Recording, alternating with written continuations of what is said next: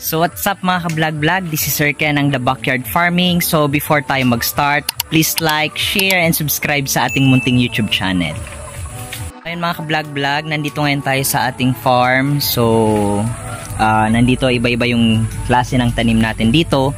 At the same time, nandito sa likod ko yung ating poultry house. So magpapatuka tayo ng ating mga layers. At the same time, magha-harvest tayo ng mga itlog para sa araw na ito. So samahan nyo ako mga ka-vlog-vlog. Tara!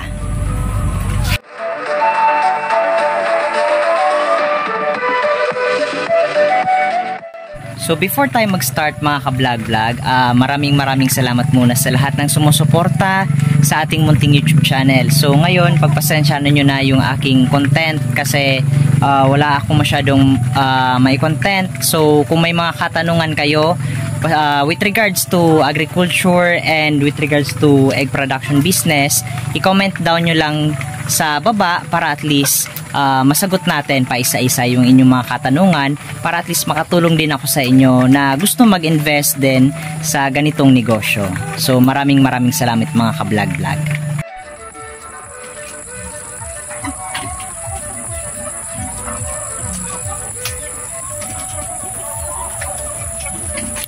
Nandito na ngayon tayo, papasok na tayo sa ating poultry house. Sasaraduhan natin to kasi minsan since hindi pa natin napapaayos yung ating mga may sirang cages, nakakalabas yung mga ibang RTL natin sa kulungan. So ngayon, nandito ngayon tayo para mag-harvest ng itlog at the same time magpapatuka tayo, magbibigay tayo ng feed. So medyo maganda naman yung nakikita ko, may mga maha-harvest tayo ngayong araw.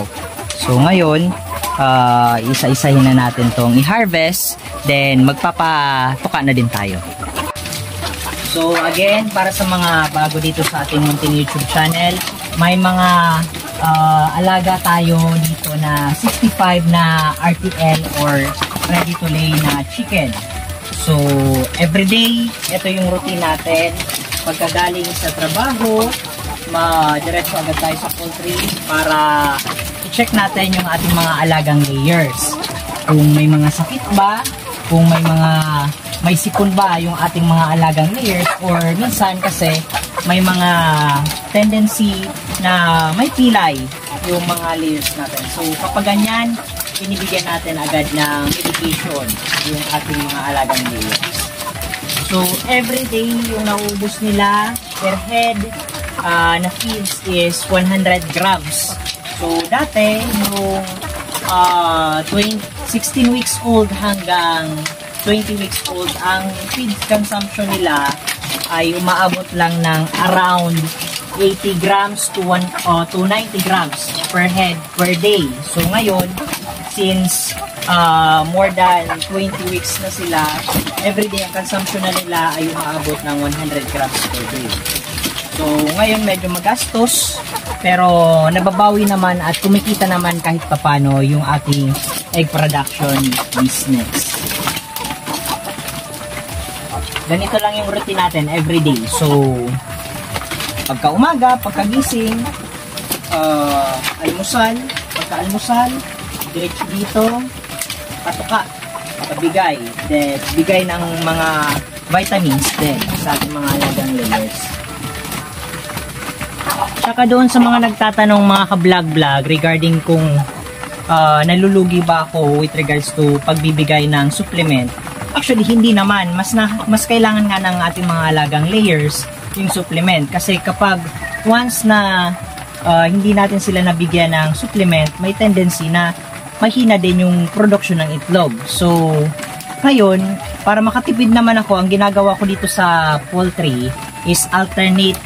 Kung ngayong araw nagbigay ako ng supplement, so next day or bukas, hindi na ako magbibigay. So, the following day na naman ako ulit magbibigay ng supplement sa ating mga alagang RTL.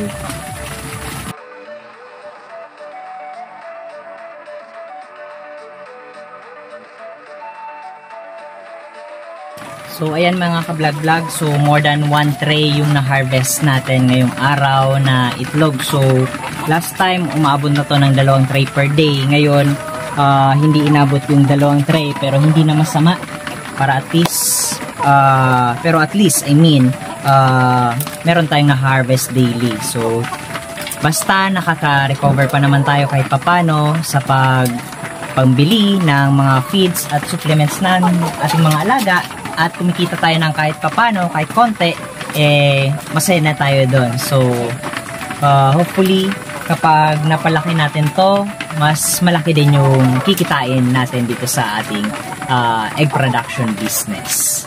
So titimbangin na natin mga ka-vlog-vlog yung ating mga na-harvest na itlog. Meron tayo ditong portable na weighing scale, digital. So isa-set natin siya sa 0.0 grams. So titimbangin na natin. So ayan, meron tayong isang extra large, 65.2. Extra large. Sineset natin yan mga ka-vlog-vlog ng 0 para at least sakto yung timbang. So, ganyan lang mga ka-vlog-vlog yung pagtimbang ng ating mga itlog.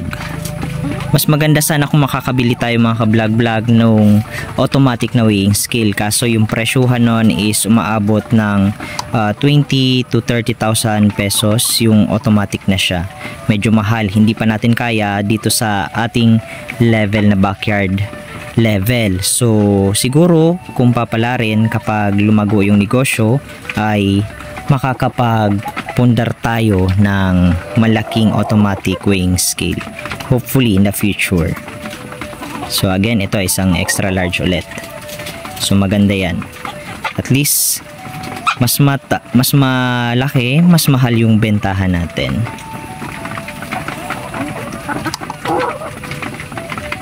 So sa muli, maraming salamat sa lahat ng supporters ng The Backyard Farming. So maraming salamat mga ka-vlog-vlog.